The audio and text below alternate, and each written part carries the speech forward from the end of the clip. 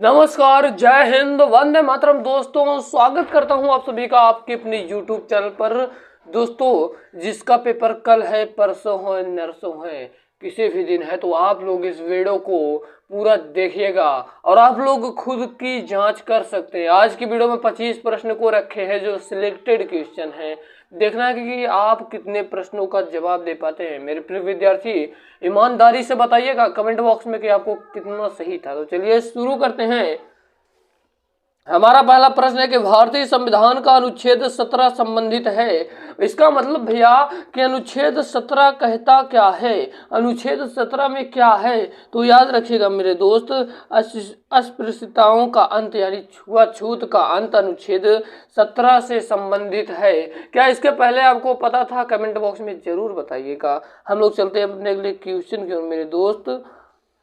आपका अगला प्रश्न है कि किस यूनानी इतिहासकार को इतिहास का जनक कहा जाता है।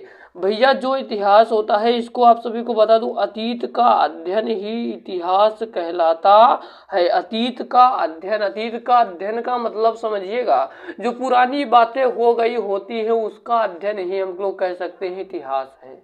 ठीक है। अब ये क्वेश्चन पूछ रहा है कि किस यूनानी इतिहासकार को इतिहास का जनक कहा जाता है। तो याद रखिएगा मेरे लाल, इसका राइट आंसर हो जाएगा ऑप्शन नंबर बी, हेरोडोटस है वो व्यक्ति, हेरोडोटस है वो शख्स जिनको यूनानी इतिहासकार को इतिहास का जनक कहा जाता है। राइट आंसर हो जाएगा ऑप्शन नंबर दूसरा वाला।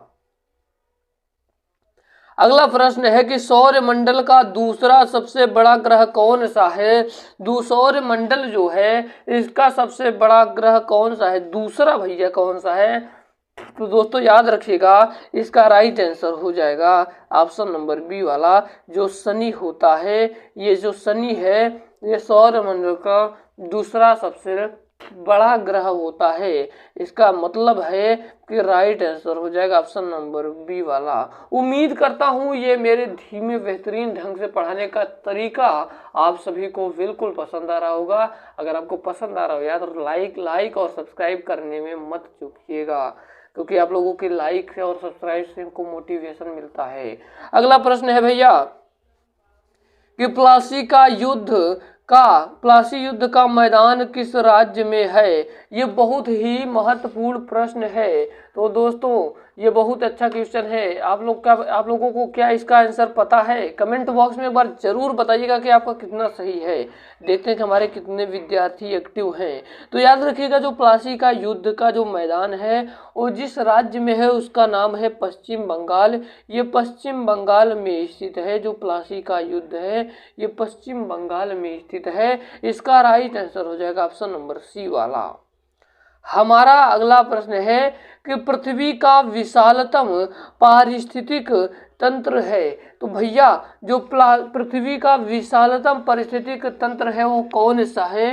ये भी अच्छा क्वेश्चन है।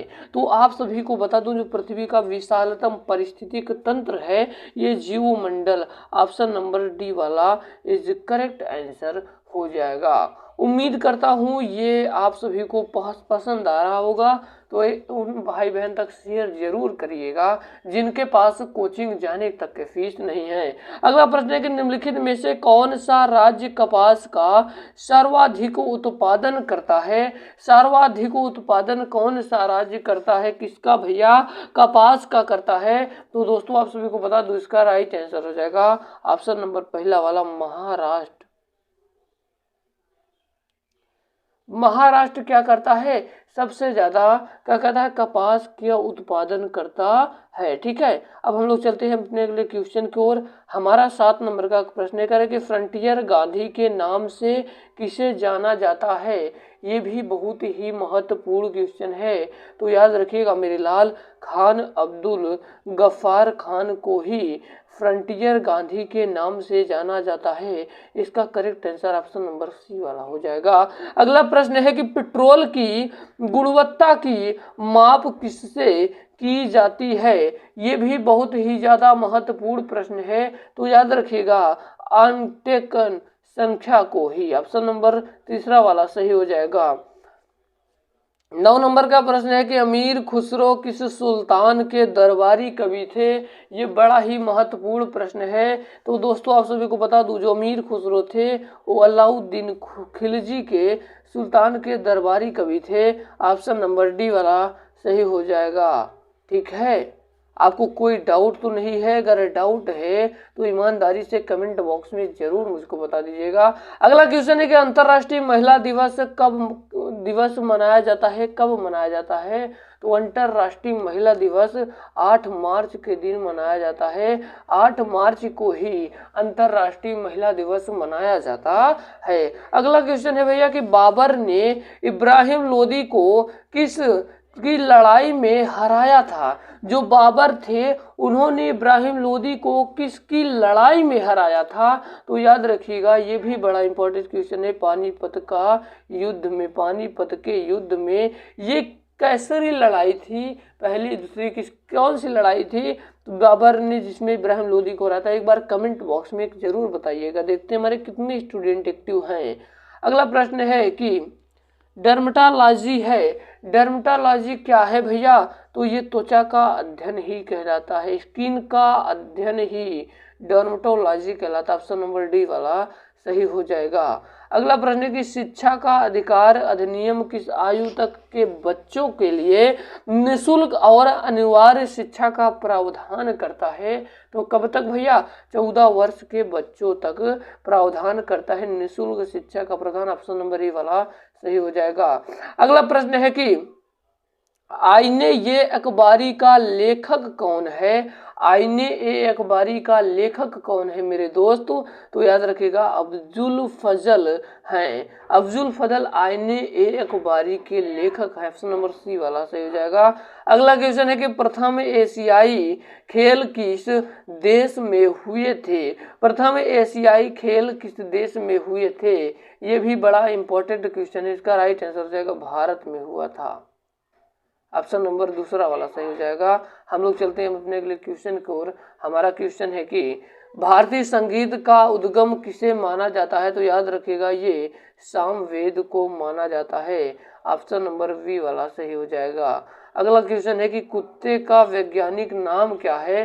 कुत्ते का वैज्ञानिक नाम क्या है? तो याद रखिएगा, केनिस फैमिलिस है। ऑप्शन नंबर बी वाला इज करेक्ट आंसर। अगला क्वेश्चन है कि पंडित मदन मोहन मालवीय जाने जाते थे। तो पंडित जो मदन मोहन मालवीय कैसे क्या जाने जाते थे भैया? वो महामना के रूप में भी जाने जाते हैं। Option number D is correct answer. आपका 19 नंबर का प्रश्न है कि कांडला बंदरगाह कहाँ पर स्थित है? तो कांडला बंदरगाह मेरे दोस्त ये गुजरात में स्थित है। ऑप्शन नंबर ए वाला सही हो जाएगा। 20 नंबर का प्रश्न है कि काजीरंगा राष्ट्रीय उद्यान किसके लिए प्रसिद्ध है? तो मेरे दोस्त, मेरे प्यारे विद्यार्थियों, ये गेंडा के लिए प्रसिद्ध। ऑप्शन नंबर पहला वाला सही हो जाएगा। अगला क्वेश्चन है कि भारतीय वानिकी संस्थान भारत के किस शहर में स्थित है? तो याद रखिएगा, ये देहरादून में स्थित है, देहरादून में। आज का 22 नंबर का प्रश्न है कि त्रिपिटक किससे संबंधित है? तो त्रिपिटक जो है ये किससे संबंधित है? ये है बौद्ध धर्म से। 23 नंबर का प्रश्न है कि बाहरी वायुमंडल में ओजोन की परत हमारी मदद करता है।